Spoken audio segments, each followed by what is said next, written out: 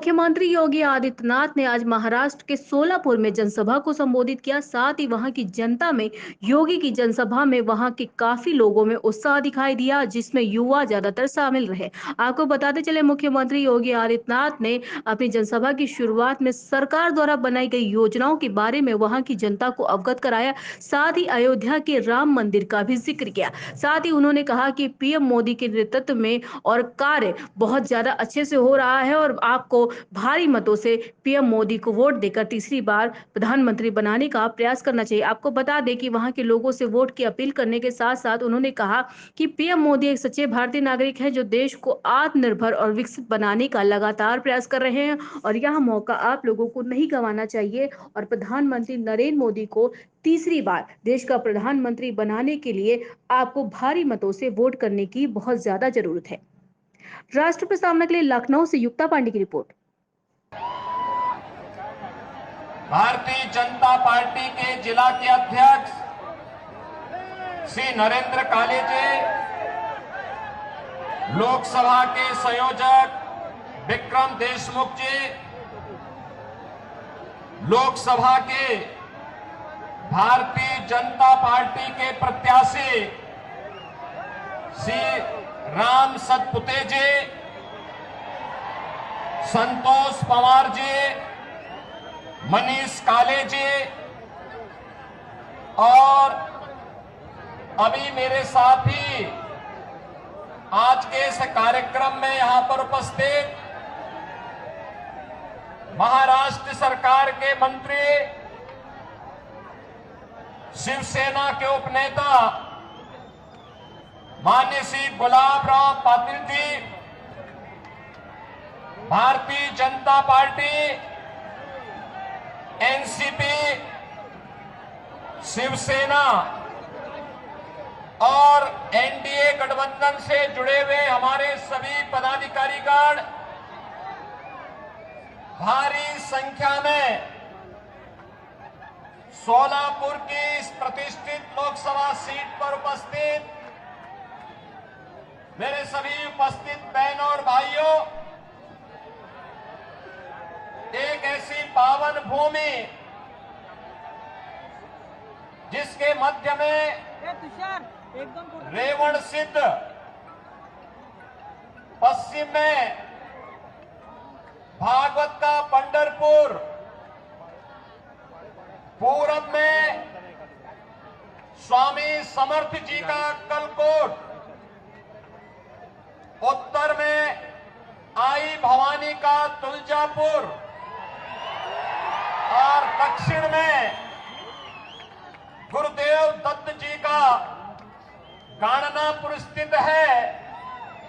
ऐसी पावन धरा को कोटि कोटि नमन करते हुए मैं आप सभी का हृदय से अभिनंदन करता हूं, सादर अभिवादन करता हूं। बहनों और भाइयों, मैं उत्तर प्रदेश मर्यादा पुरुषोत्तम प्रभु श्री राम की पावन धरा से आपके बीच में कुछ संबोध करने के लिए आया हूं।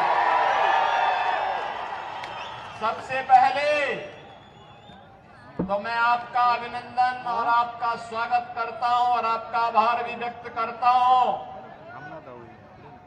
कि श्री राम जन्मभूमि आंदोलन के दौरान महाराष्ट्र के हमारे सभी भाजपा शिवसेना के कार्यकर्ताओं ने, महाराष्ट्र के हमारे वीर कार्यकर्ताओं ने जिस आंदोलन में बढ़ चढ़ करके भाग लिया और उस दौरान राम जन्मभूमि मुक्ति के उस आंदोलन के साथ जुड़ करके सफलता अर्जित की, आज प्रधानमंत्री मोदी जी के प्रयास से और आप सबके सहयोग से अयोध्या में भगवान राम का भव्य मंदिर बन गया है। अयोध्या में प्रभु राम का यह भव्य मंदिर हम सब भारतवासियों के लिए भव्य भारत के राष्ट्र मंदिर का एक चित्रण प्रस्तुत करता है। बहनों और भाइयों, अयोध्या का राम मंदिर इस बात का संकेत है कि अगर हम एकजुट होकर के कार्य करेंगे तो सिद्धि हमें अवश्य प्राप्त होगी। कोई ताकत हमें रोक नहीं सकती है। मोदी जी ने, प्रधानमंत्री मोदी जी ने 10 वर्षों तक इस देश के अंदर अथक प्रयास करके